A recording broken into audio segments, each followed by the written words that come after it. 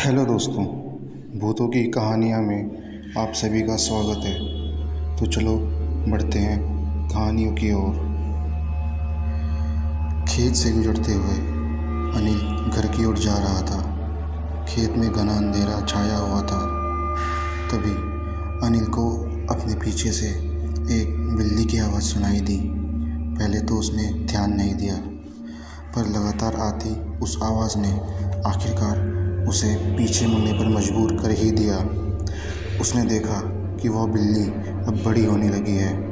देखते ही देखते उसने इंसान का रूप ले लिया था। अब वह शैतान अनिल की ओर बढ़ने लगा था। वो अनिल की ओर बढ़ा ही था कि अचानक उसके पाँव वहीं रुक गए। अनिल जो देखकर चौंक गया और तभी उसे याद आया कि उसने अपने गले में लॉकेट पहना हुआ है। यह देखते हुए अनिल घर की ओर तेज़ी से दौड़ा और फिर घर जाकर ही रुका। वो शैतान उसका पीछा करते करते घर तक आ पहुंचा। अनिल ज़ोर ज़ोर से दरवाज़ा पीटने लगा।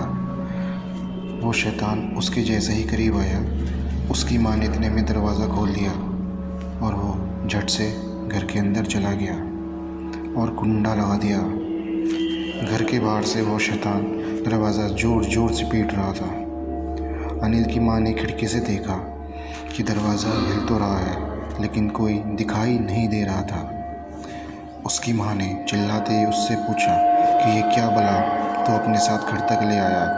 तो अनिल ने जवाब दिया कि खेत से गुजरते समय से वो उसका पीछा कर रही है। अनिल ने उसकी माँ के साथ वो रात बस जैसे तैसे काटी, लेकिन सुबह के 4 बजे तक दरवाज़ा खटखटाने की वो आवाज़ आती रही। उस दिन के बाद से अनिल रात में कभी उस खेत से नहीं गुजरा।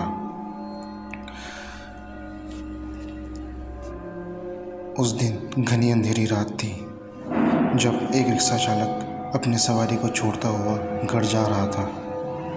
वैसे तो समय ज़्यादा नहीं हुआ था, लेकिन इतना तो बीत चुका था कि जो डरा देने के लिए काफ़ी हो। समय के बीतने के साथ ही अब सड़क भी सन्नाटे के माहौल से समझौता करने लगी थी। इतने में सुरेश को एक औरत दिखाई दी, तो सुरेश ने ऑटो को रोका और पूछने लगा कि आपको कहाँ जाना है। तो वह बोली कि मुझे आगे तक छोड़ दो।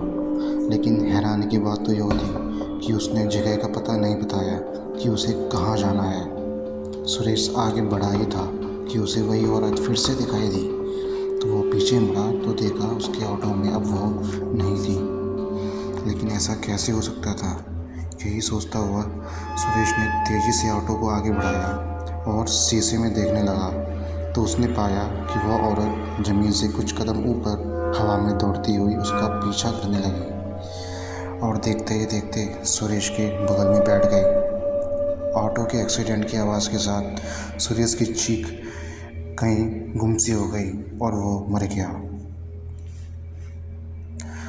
रवि डिनर के बाद छत पर टहलने के लिए चला गया और ठंडी ठंडी हवाओं के साथ टहलता हुआ बातें करने लगा था। रवि घूम ही रहा था कि उसे पड़ोस की छत पर एक लड़का दिखाई दिया। पहले तो रवि ने गौर नहीं किया, लेकिन वो लड़का रवि को बस एकटक घूरे ही जा रहा था। रवि ने जब गौर से उसे देखा तो उसका चेहरा रात में भी चमक रहा था। रवि को अचानक याद आया कि आज तो पूर्णिमा की रात है। उसने ऊपर आसमान की तरफ देखा तो चांद पूरा निकला था। लेकिन इससे पहले कि रवि कुछ कर पाता, वह सफ़ेद सा दिखने वाला प्रेत उसके सामने आ खड़ा हुआ और कहने लगा कि अब मुझे और करीब से देख ले। उसके बिना आँख मुँह वाली शक्ल को देख रवि वहीं बेहोश हो गया। जब वह सुबह उठा तो उसने खुद को बिस्तर पर पाया। रवि के घर वालों ने उससे पूछा कि वह बेहोश कैसे हुआ। तो रवि ने कल रात की सारी घटना घर वालों को बताई। उस दिन के बाद से वह प्रेत रवि को हर जगह घर में खड़ा हुआ दिखने लगा। रवि के घर वाले उसे एक पंडित के पास लेकर गए, तो पंडित जी ने उसके घर पर हवन किया। तब से वो प्रेत कभी भी दिखाई ना दिया। सिनेमा घर से लौटते वक्त आकाश एक जंगल की तरफ कटे सुनसान हाईवे से बाइक चलाते हुए गुजर रहा था। कि तभी उसे रास्ते के किनारे एक आदमी खड़ा दिखाई दिया जो उससे लिफ्ट मांग रहा था। आकाश ने उसे बैठाया और फिर उसके बारे में पूछने लगा कि उसे कहाँ जाना है। उस आदमी ने बताया कि उसे एक हवेली में जाना है। पिछले 6 साल से वो वहीं रह रहा है।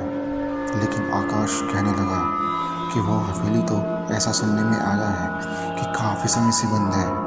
तो यह बात सुनकर उस आदमी ने बताया कि मैं उसका नया मालिक हूँ। आकाश ने उसे उस वीरान हवेली में छोड़ा तो उस आदमी ने सुरेश को अंदर चलने के लिए कहा। उस आदमी ने अपना भयानक खून से सना कटा फटा खाल वाला चेहरा आकाश को दिखाया तो वो वहीं बेहोश हो गया। सुबह उसकी आंखें खुली तो उसने देखा कि खुद को लोगों से घिरा हुआ पाया। लोगों ने उसे बताया कि काफ़ी साल पहले उस हवेली में आग लगने से उसका मालिक मारा गया था और फिर उस दिन के बाद से उसका प्रेत वहाँ घूमता हुआ आज तक कई लोगों को दिखाई देता है। यह सुनकर आकाश के पैरों तले ज़मीन खिसक गई और वह अपने घर चला गया। उसने एक पुराना अखबार उठाया तो उसके पेज पर बड़ी सी हेडलाइन के पीछे उस आदमी की फ़ोटो को देखा जो कल रात उसे दिखा था। तब से आकाश रात को उस हवेली के पास से कभी नहीं गुजरा। जंगल से लकड़ी काटने के बाद प्रखर घर की ओर आ रहा था। शाम का समय था, ठंडी ठंडी हवाएं चल रही थी। प्रखर के अलावा जंगल में और कोई नहीं था। जंगल में डरा देने वाला सन्नाटा पसरा था।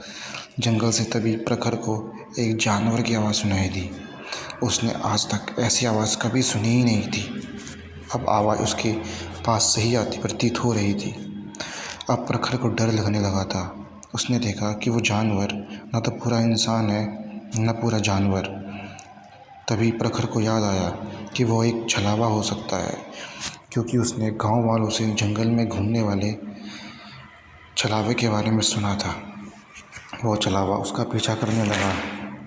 प्रखर लकड़ियां छोड़कर तेज़ी से भागा और जैसे तैसे जंगल की सीमा को पार कर गया। उस छलावे से पीछे से कहा, आज तो बच गया, दोबारा नहीं बचेगा। यह बात आज भी प्रखर को सहम जाने पर मजबूर कर देती है। तो दोस्तों, ये थी आज की कहानियाँ। उम्मीद है कि आपको पसंद आई होंगी। तो मिलते हैं आपको अपनी अगली वीडियो में। धन्यवाद।